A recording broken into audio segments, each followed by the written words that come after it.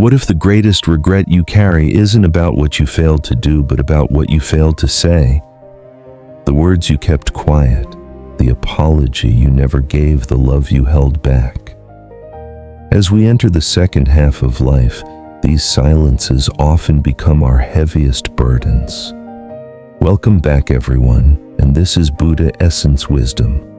If you are looking for profound, actionable guidance on finding grace and meaning in the later chapters of life, please take a moment right now to hit that subscribe button below and join our community. Your support is what allows me to keep sharing this vital wisdom with all of you. If you are watching this, chances are you've crossed that beautiful threshold of 50 or 60, what I often call the golden autumn of life. As the leaves begin to fall, our soul naturally tends to look back.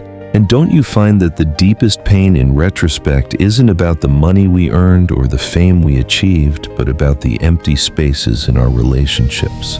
It's the ache of a word we were too late to say, a forgiveness we weren't brave enough to offer, or a loved one we lost over a petty misunderstanding from decades ago.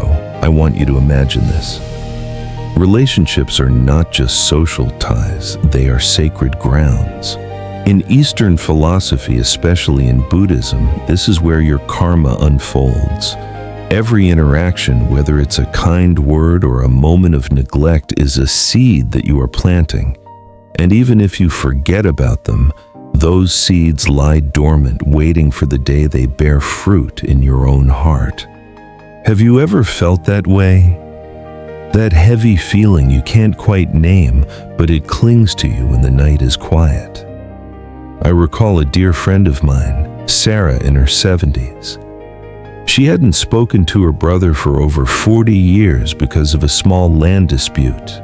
She told me she was no longer angry, but she didn't know how to fix it. The pain of the separation had built a fortress of regret in her heart. And here is a spiritual expert's perspective. Neuroscience has shown that when you carry unforgiven resentment, anger, or regret, your brain constantly expends energy to fight it. It's like having to hold a heavy door shut all the time. The act of letting go isn't primarily for the other person. It is to release vital life energy for yourself. So how do we mend these invisible threads? We start by becoming present. This sacred ground requires cultivation, and the finest tool for cultivation is loving kindness, metta bhavana. Metta doesn't require you to call up and reconcile immediately if you're not ready. Metta simply asks, are you courageous enough to hold your own pain and your own regret with compassion? Take a moment. Place a hand on your chest. Breathe deep and send out that energy of kindness. Send peace to the person who hurt you. Send forgiveness to yourself for the mistakes you made in the past. Healing begins within you. It doesn't depend on the other person changing. Remember, the richness of life isn't measured by the number of people you've known, but by the depth of presence you offered to those who crossed your path. And trust me, it is never too late to plant one more seed of kindness on that sacred ground. Let's start today. If our first sacred task is to heal the relationships in our hearts, then our second task must be to reclaim the life we are living right now. And that brings us to the most perplexing phenomenon of the second half of life, the illusion of time. Doesn't it feel like the years just vanish? When we were children, a single summer vacation felt like an eternity. Now, the months blur into seasons, and a whole year ends before we've even learned to write its name. We tell ourselves, it's just how time works when you get older. But what if that's only half the truth? From a spiritual perspective, time is not a fixed river. It is a feeling, a sensation deeply tied to our awareness. The more present, The more awake we are in a moment, the longer and fuller that moment feels. Here's the catch. As adults, especially after retirement, our lives become predictable. We have a routine, the same coffee, the same news, the same walk. Our brilliant, efficient brains stop recording these repeated patterns. Neuroscience tells us that the mind only pays close attention when it encounters something new. When it recognizes a familiar loop, it simply tunes out. This is why, spiritually speaking, routine, though comfortable, creates a kind of time blindness. We are moving through life, but we are not truly present for it. Your life isn't passing fast, it's collapsing into a dense, unrecorded blur. I once met a retired professor who confessed that he felt his life, though full of achievements, had simply flashed by. I was always planning the next thing, he said. I wasn't really there for the things that were happening right then. Have you ever felt that disconnect? The good news is, we have the power to break this spell. The practice is simple yet profound. First, embrace small acts of novelty. You don't need to chase excitement or travel the world. Try sitting in a different chair during breakfast. Take your morning walk in the opposite direction. Cook a meal you've never attempted before. These are small rebellions against spiritual numbness. They force your mind to pay attention, and when the mind pays attention, time slows down. Second practice, the intentional pause. This is the secret weapon. Several times a day, take just 10 seconds, no more, no less, to stop everything. Breathe deeply. Feel your feet on the floor. Notice the texture of the light on your hand or the sound of the wind outside your window. These micro moments, when repeated, become powerful anchors. They yank your consciousness out of the planning and the worrying and back into the safety of the now. They remind your soul, you are not behind, you are not late, you are right on time. In the end, the illusion isn't that time is moving fast. The illusion is that we are powerless to slow it down. But through awareness, through those gentle pauses, we touch eternity in a single breath. If our first sacred task is to heal the relationships in our hearts, then our second task must be to reclaim the life we are living right now. And that brings us to the most perplexing phenomenon of the second half of life, the illusion of time. Doesn't it feel like the years just vanish? When we were children, a single summer vacation felt like an eternity. Now, the months blur into seasons, and a whole year ends before we've even learned to write its name. We tell ourselves, it's just how time works when you get older. But what if that's only half the truth? From a spiritual perspective, time is not a fixed river. It is a feeling, a sensation deeply tied to our awareness. The more present, the more awake we are in a moment, the longer and fuller that moment feels. Here's the catch. As adults, especially after retirement, our lives become predictable. We have a routine, the same coffee, the same news, the same walk. Our brilliant, efficient brains stop recording these repeated patterns. Neuroscience tells us that the mind only pays close attention when it encounters something new. When it recognizes a familiar loop, it simply tunes out. This is why, spiritually speaking, routine, though comfortable, creates a kind of time blindness. We are moving through life, but we are not truly present for it. Your life isn't passing fast, it's collapsing into a dense, unrecorded blur. I once met a retired professor who confessed that he felt his life, though full of achievements, had simply flashed by. I was always planning the next thing, he said. I wasn't really there for the things that were happening right then. Have you ever felt that disconnect? The good news is we have the power to break this spell. The practice is simple yet profound. First, embrace small acts of novelty. You don't need to chase excitement or travel the world. Try sitting in a different chair during breakfast. Take your morning walk in the opposite direction.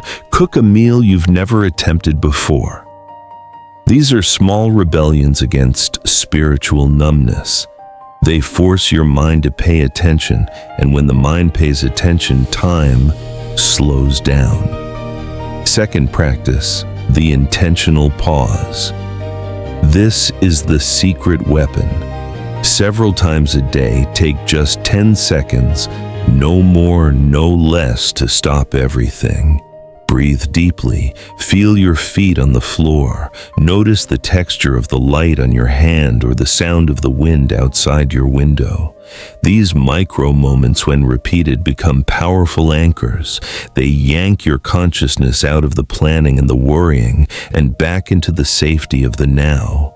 They remind your soul, you are not behind, you are not late, you are right on time. In the end, the illusion isn't that time is moving fast. The illusion is that we are powerless to slow it down. But through awareness, through those gentle pauses, we touch eternity in a single breath. If slowing down time is our second sacred task, then we must now ask, what do we do with the time we reclaim? What is the true measure of a life well lived when the decades of climbing and achieving are finally behind us? For years, maybe 40, 50 years, our lives were defined by a resume. We chased titles, built careers, and accumulated assets. And that's necessary. That's the foundation. But around the age of 60, a quiet realization begins to dawn. Our achievements are temporary, but our influence is eternal. This marks the essential spiritual shift, moving away from a focus on personal achievement to embracing a legacy built on selfless contribution. In the spiritual traditions, we call this dana generosity and seva selfless service. It's the movement from accumulating for ourselves to cultivating through ourselves. Let me tell you about Mr. Thomas. He retired as a highly respected CEO known for million-dollar deals. But a year into retirement, he was miserable. He missed the sense of purpose. He tried volunteering at a big organization, but it still felt too corporate. Then he simply started teaching his neighbor's young grandson how to mend broken clocks in his garage. He found his dana.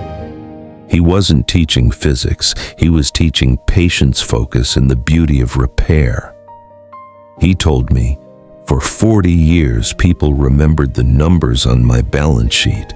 Now, one little boy will remember the sound of my workshop and the smell of old oil. That feels richer. This beautifully illustrates the core truth for our age group.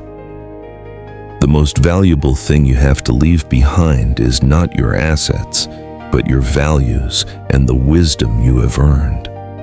Psychologists often refer to this as the need for generativity, the need to guide the next generation. If we neglect this need, we can fall into stagnation. But when we embrace generativity, we find profound peace. Think about it. Who will remember the size of your portfolio versus the kindness of your heart? Your true legacy isn't the spotless kitchen or the perfectly balanced stock portfolio. It is the patience you show, the stories you share, the quiet way you taught someone younger how to handle disappointment, and the simple act of showing up for someone who is grieving. These are acts of kindness, and they leave indelible marks, the truest form of generational wealth. So how do you start? Don't sign up for a giant obligation. Start small. Look for opportunities for quiet contribution. Can you mentor a young person in your neighborhood? Can you write down the family stories that will vanish if you don't record them? Can you simply offer your peaceful presence to a friend struggling with loss? Remember this: your life's masterpiece is not the building you built or the money you made. It is the person you have become. The wisdom you live and share is the most beautiful legacy you could ever cultivate. This shift in perspective naturally leads us to our next point, which asks us to redefine the purpose we seek after the daily grind ends, purpose, and inner work after retirement. We've discussed moving beyond achievement to legacy, but when the applause of achievement fades, many of us face a quiet moment, sometimes subtle, sometimes deafening, where the structure of work dissolves and a single question rises from the stillness: now what? For 4 decades, our purpose was neatly packaged in a job description, a title, a paycheck. When retirement arrives, that identity dissolves, and we often feel untethered, like a ship that has left the harbor but hasn't yet set a new course. You might not miss the meetings, but you miss the meaning. From a spiritual perspective, retirement is not the end of purpose. It is the glorious beginning of conscious purpose. It is the chance to turn inward, to engage in inner work and meet ourselves, not as workers, providers, or achievers, but as human beings with something profoundly beautiful still to offer. In Buddhist philosophy, we talk about sankhara, the mental formations and habitual patterns of doing and achieving. For years, the sankhara of your career ran your life. Now, you have the freedom to choose your true path, your dharma, the soul's authentic calling. I remember speaking with a retired engineer, Richard, who designed bridges his whole life. He was brilliant. Yet 6 months into retirement, he confessed, "I don't know who I am when I'm not building something." He wasn't sad, but he was lost. His saving grace was an old garden plot he finally had time for. He started mentoring a young neighbor on soil health, not structural mechanics. He told me, "My bridges were loud, my garden is quiet." But watching this small patch of earth teach patience to a young person, that feels more like purpose than any contract ever did. This tells us the profound truth of this stage. Conscious purpose is not about doing more. It's about being more present, being more generous, being more in touch with what truly moves your heart, your worth. Dear friend is not tied to what you produce. Your presence, your quiet wisdom, your ability to simply listen, these are gifts the world desperately needs. So here is the practice. Stop asking the heavy question, "What is my purpose now?" That question comes from your old achieving self. Instead, ask the lighter, more vital question, "What brings my heart alive?" Let those answers, not your calendar or your old to-do list, guide your next steps. Whether it's making soup for a neighbor, writing down your life stories, or simply sitting quietly to witness the sunrise, these are all offerings of the highest kind. They are real. It is never too late to discover that your most meaningful work is simply awakening the heart of others, just by being deeply, unmistakably yourself. Next, we move to a topic that touches us all. At this age, our relationship with our changing bodies. We'll discuss health, energy, and compassion for the body. We've talked about finding purpose in the quiet, but what happens when the quiet isn't peaceful? What happens when you're blindsided by a 40-year-old memory? A sudden surge of regret or an outburst of anger you thought you had outgrown? We might expect that age grants us automatic immunity to emotional turbulence. But the truth is, no one outgrows their humanity. Sometimes when life slows down, the past resurfaces, demanding our attention.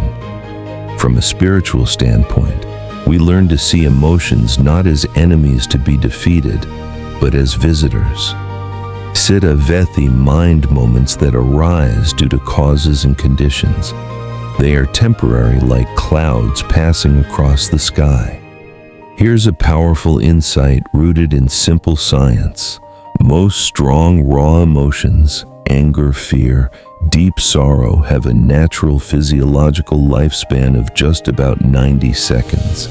Think of that. It takes 90 seconds for the chemical rush to flood through your body and dissipate. The only reason we suffer for hours, months, or years is because we feed that initial wave with stories, resistance, and rumination. We resist the feeling, and the resistance is the suffering. I once worked with a gentleman who was constantly tormented by an intense, sudden guilt from a mistake he made decades ago. He was exhausted. I asked him to try an experiment: simply notice the guilt without judging the story. He realized the feeling was a tight knot in his stomach that only lasted a minute. The suffering was the narrative he kept running for hours afterward. So how do we meet these powerful visitors without losing ourselves? We use the most beautiful, compassionate practice from Buddhist psychology. RAIN is an easy-to-remember process for working with difficult emotions. Recognize what is happening. This is sadness. This is old anger. Allow the feeling to be there. Say to it, it is okay to feel this. Investigate with gentle curiosity. Where does this feel tight in my body? What is the texture of this emotion? Nurture with kindness. Place a hand on your chest and offer yourself care. May I hold this feeling gently. May I be kind to myself right now. This is not weakness. This is spiritual maturity and inner strength. You are walking into the storm with the umbrella of awareness. You are choosing to hold your crying inner child gently rather than pushing it away in shame. Remember, peace does not mean the storm never comes. It means you no longer lose yourself in the rain. Next, we shift our focus to our changing vessel, the body itself.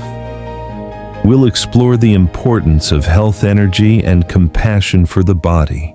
We learned how to meet our emotions with kindness using RAIN. But what if the ultimate source of our emotional turmoil isn't the feeling itself, but the constant nagging human need to control it? The need to control the past, to control the future, to control the people we love. As we settle into the wisdom years, we encounter the highest art of spiritual living, the art of letting go. I want to be clear. Letting go is not defeat. It is not giving up. It is the profound acceptance that you cannot control the past and you do not need to control the future. It is finding the courage to trust the flow of life. For decades, we wore the armor of the ego. We had to be right. We had to be the provider. We had to prove our worth through action. But now that armor is simply too heavy. Your spiritual task is to drop it. The true burden we carry isn't the passing of years. It is the attachment to three things that no longer serve you. 1. Attachment to outcomes, the need for things to happen exactly the way you planned. 2. Attachment to others' expectations, the constant striving to meet a standard set by your career, your children, or society. 3. The need to prove yourself, the persistent feeling that your value is tied to your latest accomplishment.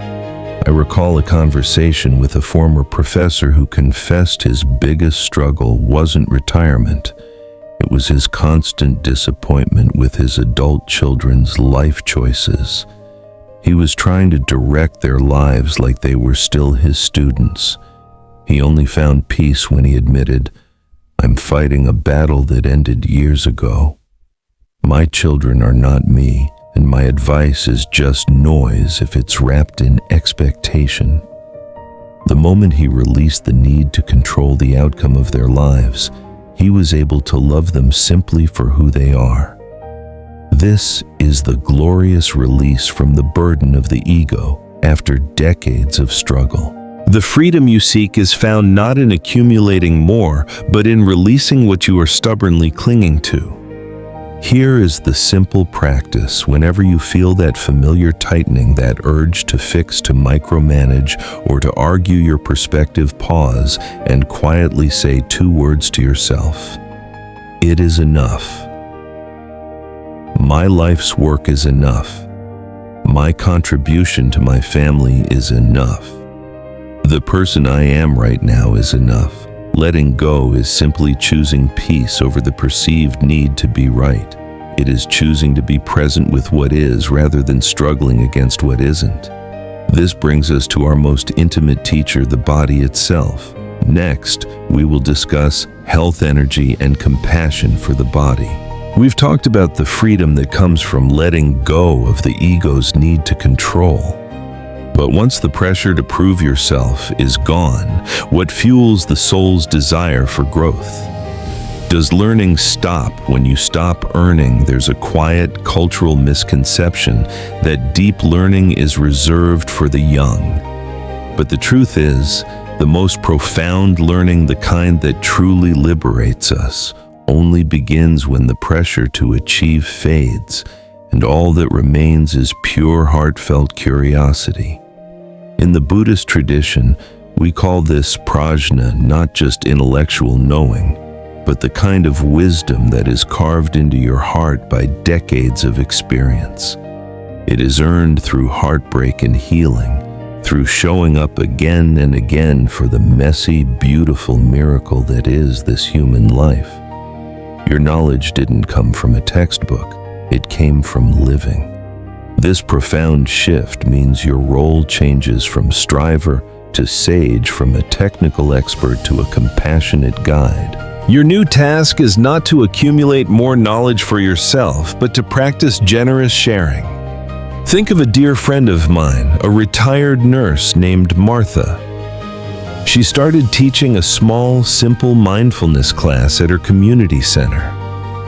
She didn't have a certificate or a grand degree in philosophy. She simply had 30 years of practice and 70 years of life. She told me, "I'm not here to fix anyone. I just tell them what helped me breathe again." That is the essence of wisdom sharing. You don't need a stage or 1,000 followers. It can be as simple as telling a friend, "I heard something today that moved me," or sharing a quote that helped you through a hard moment. The most powerful message you possess is this: I understand. I've been there too. When you offer that single statement of empathy to someone younger, you create an immediate bridge of connection that transcends all the knowledge in the world. You are not offering answers, you are offering presence and proof of endurance. So here's the practice. Keep learning, not because you are incomplete, but because your soul expands with each new insight. Keep teaching, not because you are superior, but because your footsteps can help light the way for others still wandering in the dark. Take a moment to write down a simple truth you learned this week. Share a story of resilience with a grandchild. Even the quietest act of Dharma sharing creates ripples we may never see burning. The world doesn't need more perfect experts. It needs real humans willing to speak their truth and share their journey. This principle of generous sharing leads us back to the body, the vessel that carried us through this long journey. Next, we will discuss health, energy, and compassion for the body. We've explored how to share our wisdom, and now we arrive at our final external challenge, our relationship with money and material security. After a lifetime of saving, striving, and planning for retirement, we must ask the deepest question: what is this money really for? Somewhere along the path, many of us fall into the trap of equating our net worth with our self-worth. We were taught often silently that success meant accumulation, a bigger home, a larger portfolio, a retirement fund vast enough to quiet every possible fear of uncertainty. The truth is, there's nothing wrong with financial security. The problem begins when the pursuit of security consumes the very thing it was meant to protect: your time and your inner peace. I recall speaking with a retired investment banker. By every measure, he was a massive success. His portfolio was full, but his calendar was empty. He was lonely, estranged from his adult children, and restless. He stared out his window and admitted quietly, "I thought I was building a secure life. It turns out I was just building a fortress." Have you protected your financial security at the expense of your joy, your connection, or your presence? From a spiritual viewpoint, true richness is not measured by the size of the walls you build around your money, but by the quality of the life you live within those walls. Your most precious asset right now is not your bank balance. It is the time you have left. Time is the one non-renewable resource that we are all given. Therefore, your spiritual task now is to become the guardian of your time. Here is the practice. Shift your perspective on money. It is no longer a tool for validation or anxiety management. It is a tool for freedom and generosity. Ask yourself, does this choice, this investment, this extra commitment serve my life, or is it stealing my time? Protect your precious hours fiercely. Use your resources to cultivate a deeper life, to spend time in nature, to take that class you always wanted, to travel with an old friend, or simply to sit in stillness without the anxious need to check your phone or your stocks. Remember, the goal of all that striving was not just to have a comfortable balance sheet. The goal was to achieve inner peace and unconditional self-worth. That inner richness is non-material. It is found in the depth of your presence, the kindness of your heart, and the wisdom you carry. Don't build a fortress. Build a community. Don't chase the net worth. Embrace the inner worth. This principle of inner richness brings us back to the most intimate aspect of our existence, our physical body. Next, we will discuss health, energy, and compassion for the body. We've embraced our inner richness. Now we must turn to the vessel that carried us across the decades, the body itself. There comes a time in life when the knees creak a little louder in the morning, the back hums with quiet reminders, and even a gentle walk becomes a meditation in patience. We have learned to honor the body, our temple, but when the children have moved out, the work phone is silent, and the house feels suddenly vast and empty, many of us face a new challenge: the fear of being truly alone. There is a natural grief that comes when the external noise of our lives, the meetings, the demands, the constant presence of family begins to fade. We confuse the quiet house with a lonely life. From a spiritual perspective, it is absolutely essential that we understand the difference between loneliness and solitude. Loneliness is the pain of being alone. Solitude is the glory of being alone with yourself. This is not a curse. It is a supreme gift of the wisdom years. It is the time to actively seek true solitude and cultivate your deepest, most intimate relationship, the one with your own soul. For decades, we lived in a world saturated with external noise. We couldn't hear the subtle whispers of our own soul. We couldn't access our intuition or the still small voice that knows our true path because it was drowned out by emails, traffic, and obligations. Now the world is giving you permission to turn off the external volume. I recall a gentleman named Robert. After his wife passed, he dreaded the evenings. He would fill the house with television noise and background chatter. He was running from the quiet. But gradually, through small attempts at meditation, he started to sit in the stillness. He told me, I realized I wasn't running from the silence. I was running from the person who lived inside the silence, and now I'm starting to find that person quite fascinating. Who is the person you avoid most when the room is completely silent? Your assignment now is to befriend that person. Silence is your inner sanctuary. It is the place where self-knowledge deepens and true wisdom is revealed. The noise of the world is judgmental. The silence of your soul is purely accepting. Here is the practice. Commit to building your inner sanctuary. This doesn't mean moving to a mountain retreat.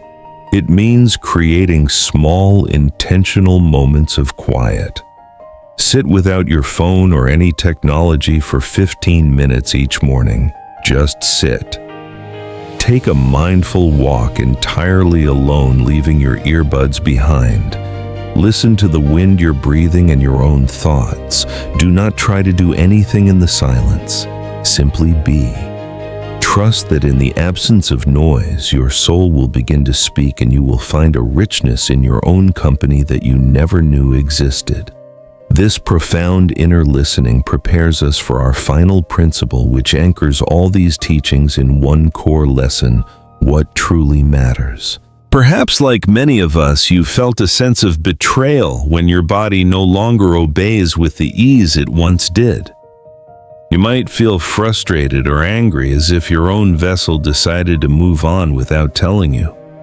Have you ever felt that disconnect? From a philosophical perspective, we must stop viewing these changes as a failure and start seeing them as an invitation. They are gentle nudges from the body, asking us to slow down, to listen, to care. In Buddhist thought, the body is not an obstacle on the path. It is the first foundation of mindfulness, kayanupassana, as taught in the great discourses. Your body is a temple, temporary, fragile, yet profoundly sacred.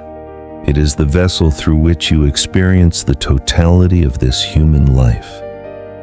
The crucial shift for us in the wisdom years is moving from the machine mindset to the temple mindset. For years, we treated our bodies as machines to be pushed, fueled, and fixed in the name of productivity. But now the body asks not for control, but for care, not for punishment, but for presence. I remember a woman named Grace, a former dancer who was recovering from hip surgery. She was fiercely independent, and the physical constraints devastated her. She felt betrayed. Yet over time, she realized the body was offering a lesson she had resisted her whole life. She told me, I thought I needed to get strong again, but maybe what I really needed was to get kind. When was the last time you paused and asked your body what it needed rather than told it what to do? The body is our wisest teacher. It teaches us impermanence every single day. The wrinkles, the slower movements, they are signs that the world is asking you to live more slowly, more gently, more deeply. So here is the practice. Shift from pushing to listening. Body scan meditation. Spend 10 minutes lying down, bringing a loving awareness without judgment to each part of your body. Thank it for carrying you. Offer forgiveness for the times you pushed it too hard. Rituals of return. Embrace gentle movement. A slow, mindful walk in the sun. A few easy stretches before bed. Even standing barefoot on the grass. These are not trivial acts. They are rituals of reverence that remind your body that it still matters. The greatest act of spiritual courage at this stage of life is learning to love the body exactly as it is. It has carried you through heartbreak and healing through loss and and love. It still wakes up every day and says, let's keep going.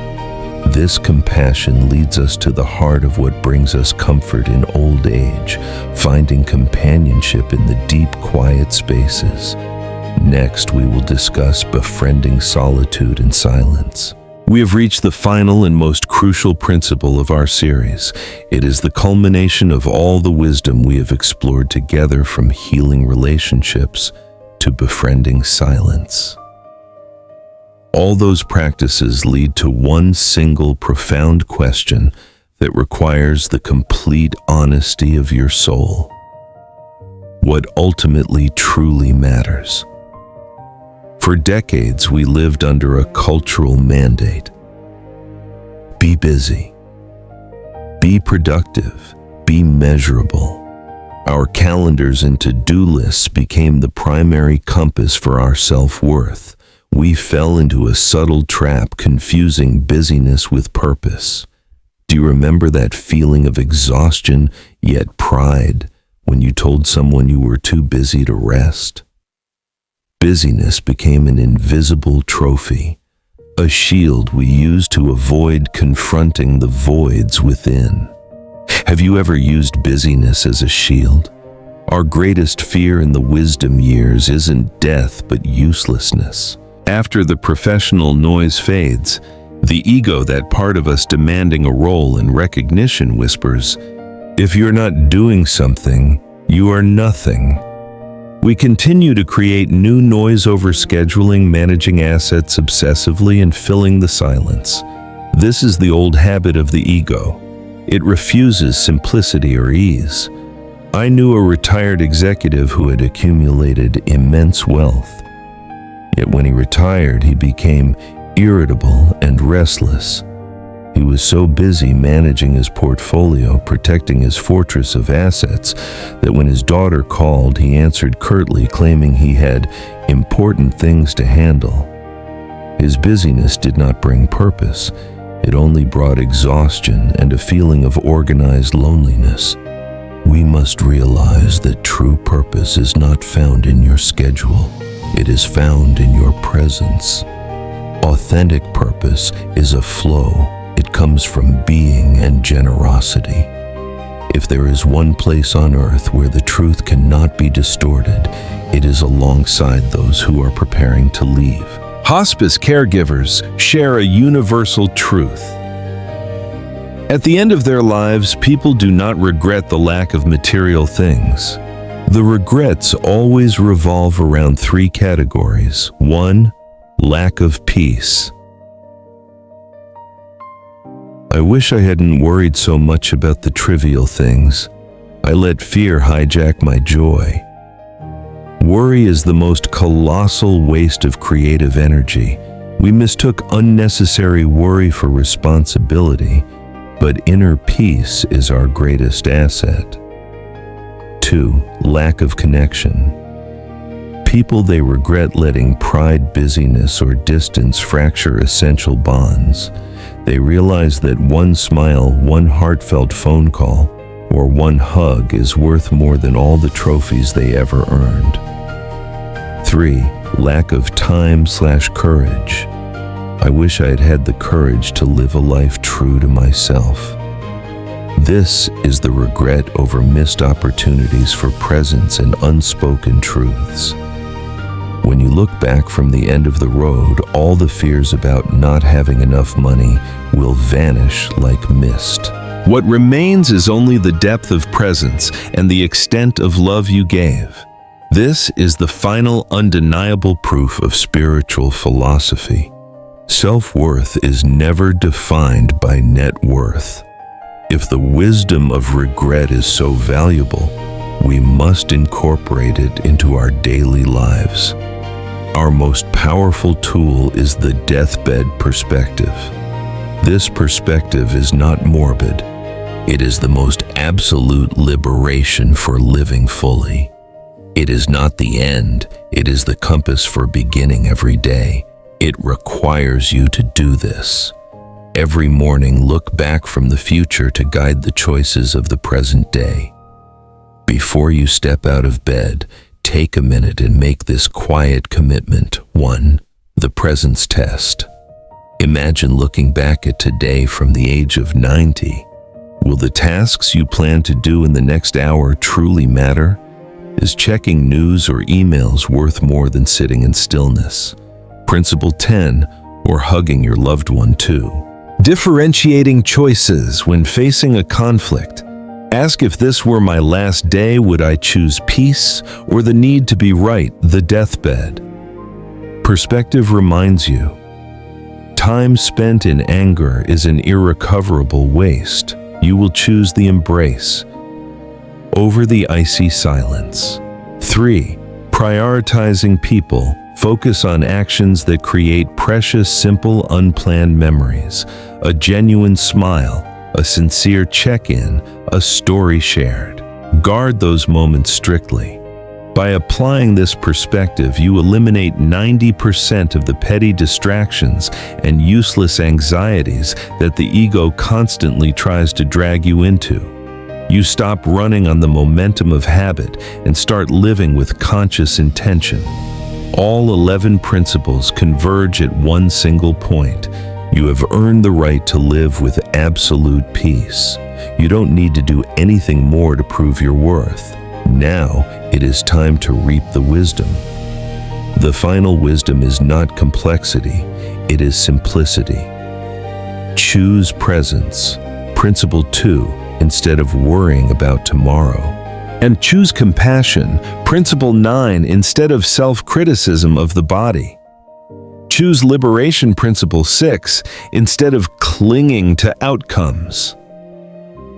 Remember, you already possess everything you need to be happy in this very moment.